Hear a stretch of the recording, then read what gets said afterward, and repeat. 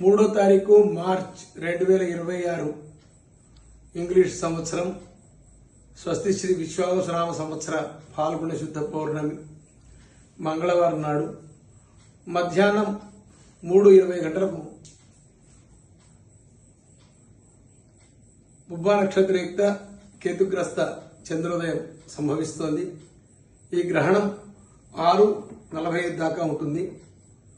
దాదాపు 3 గంటల 20 నిమిషాల పాటు ఈ గ్రహణం ఉంటుంది. భారతదేశం అంతటా ఈ గ్రహణం కనపడుతుంది.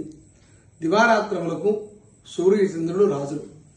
సూర్యగ్రహణం కానీ చంద్రగ్రహణం కానీ సంభవించినప్పుడు ఆలయాలలో ఉండే మూర్తుల యందలి పరమాత్మ చైతన్యం అనేది సూర్యమండలానికి వెళ్ళిపోతుంది.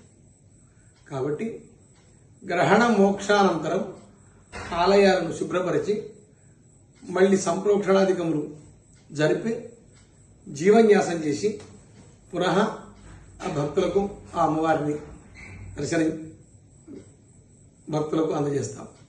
వరంగల్ భద్రకాళి దేవస్థానంలో ఈ 3వ తారీఖు మార్చి నెల మంగళవారం మధ్యాహ్నం సంభవించే గ్రహణాన్ని పురస్కరించుకుని గ్రహణ వేద 8 గంటలకే ఉదయం 8 గంటలకే ముహూర్తం ప్రారంభం అవుతుంది. కాబట్టి 8 గంటల లోపే ఆ రోజు చేయవలసిన పూజాధికములన్నీ అమ్మవారికి నిర్వర్తింపజేసి ఆలయాలు మూసివేయడం జరుగుతుంది. 8 గంటలకు గ్రహణ మోక్షానంతరం మళ్ళీ శుభ్రపరిచి ఆ మర్నాడు సంప్రోక్షణ చేయాలి.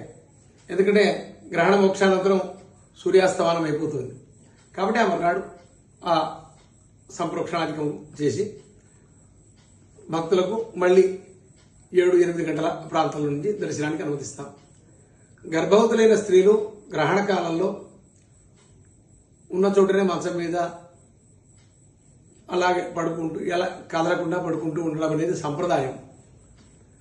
దానికి శాస్త్రీయత ఆధునికమైన విజ్ఞానానికి సమన్వయం అవుతుందా కాదా అనేది మనకు అనవసరం.